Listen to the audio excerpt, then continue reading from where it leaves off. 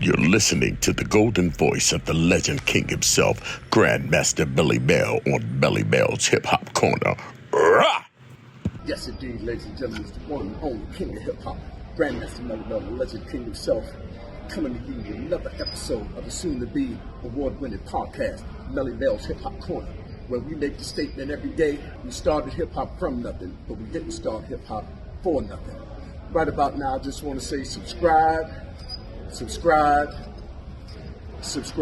we're going to be doing our thing. We're picking up the numbers. All the numbers is going way up. Flame, Scorpio doing a good job out there in the trenches. What I just want to say right now, something that we've been tossing around for the last couple of days. Let's say a little bit after the Grammys, we did a podcast. So the podcast is called The Art of Dialogue. So now the interview that we did with Art of Dialogue was about an hour-long interview, and I've done a previous interview with the brother before. So everything goes smooth. You know, we do the interview. You know, get a little bit of bread. We do the interview. Everything goes smooth. So this time when he does the interview, and I guess he did it the same way last time, but they promote the interviews in segments. So they're just not showing the interview in the long form and the full form. They're showing it in segments. But what he did with the segments is how he promotes it, and he promotes it like with clickbait. So it's not necessarily what I said. It's not necessarily me saying what the exact piece of interview pertains to. It's just whatever would make people just not necessarily watch the interview, but just to comment off that part and just to go on so he can monetize his page. Now I'm cool with that, you know what I mean? Because like I said, I did the Art of Dialogue interview before, and you know, decent brother and all that. But so everything is good. So now day after day, and then, you know, everybody knows what's going on with, you know, the daily as far as what we was doing and what was going around online. And you know, I'm cool with it. You know, like I'm going to stand behind it, and you know, and I'm going to live with it. You know, so now one day I get up, right, and I'm scrolling through Facebook, and I see a TMZ interview, and then this is what is said on the interview. So the OG Melle Mel, you know, he's doing some interviews. He basically said that the reason that your song wasn't as big was because you tried to copy 50. That's why it was never as big as Empire State of Mind. I'm trying to get the logic on that, but like, what's your thoughts on the situation? I mean, like I said, Mel's earned the right to say whatever he wants, but me copying 50 is like the funniest shit ever, because 50 copied me. You know what I'm saying? I was his blueprint.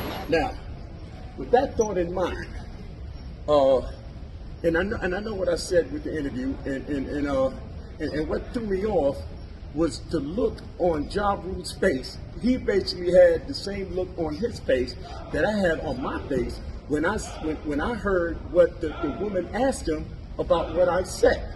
But the thing is, if you're going to lie just so that people can just not listen to the interview and tune in and just talk crazy, but that ain't helping me none. And the thing with Ja Rule, and the reason why it kind of felt different from everything else, is because number one, I actually like the brother, and I actually like the song. And then number two, what is said that I said it's just a lie. Like, okay, if you're gonna promote your page, brother. I ain't got nothing to say about that. But if you're gonna lie on me just to promote your page, you're going to $2 me to death, and then without any kind of bother or any kind of worry about how it's going to affect me as a man, as a person, and as an entertainer. I mean, it's kind of weird. So from this point forward, I don't think I'll be doing, number one, long form interviews, and I definitely won't be doing nothing with the Art of Dialogue, because if you're throwing me under a double-decker bus just so that you could get your bread, and I done put my back to the mat for 40 years around here for this. So my word means a little bit more than what the page is. So, you know, and then to add insult to injury, nobody looks at the whole interview. They looking at the clickbait. And just like with TMZ, when TMZ picks up the interview, they didn't read the interview before they asked Ja Rule the question that they asked him. And in a few minutes, like I said, subscribe. What I want my folks to do is play the question that they asked Ja Rule, number one, and then play the interview, the portion of the interview that I did that was supposed to be concerning what I had said about Ja Rule, because I want to be as transparent as possible as far as everything that we're doing. I know there's a lot riding on people and how they feel about hip hop, and I get that. And my whole thing is this: keep it 100. You know, don't keep it 65%, and then people get the wrong attack mode. You know, if you're gonna be on attack mode, okay, that's your folks. You down with your folks? Attack. But if you're gonna be on attack mode just because my man is going on clickbait and not the facts. And like I said, that's kind of grimy for all the dialogue. And then here's the whole kicker. His man calls my dude and say, yo, they coming at your man real hard right now. But they coming at me hard because of you. Because I did an interview with you. And when you were trying to get me to do this interview, I wasn't your man then. I wasn't your man. Oh yeah, Lord, we be trying to get, I wasn't your man then. And it's crazy. And while you getting your bread, you mean to tell me you're going to address my people like, oh yeah, they coming at your man real hard right now. It's because of you, and I'm trying to do business with you, and you throwing me under the double-decker bus. Okay, so that part ain't cool. The point is not at the sake of my story career. So we do no more long-form interviews where they got to break it up. I want my point to be made, and we definitely do no more art of dialogue.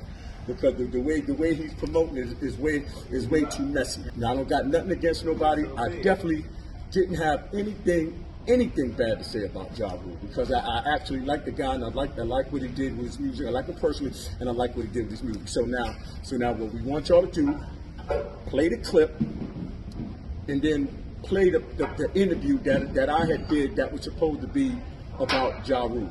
It's just like when 50 Cent was doing this shit, and then when Ja Rule, and that was probably one of his last big, where I got 100 rounds, 100 clips. I'm from New York. If he would have just made that record a pure New York record, it would have been a way bigger record.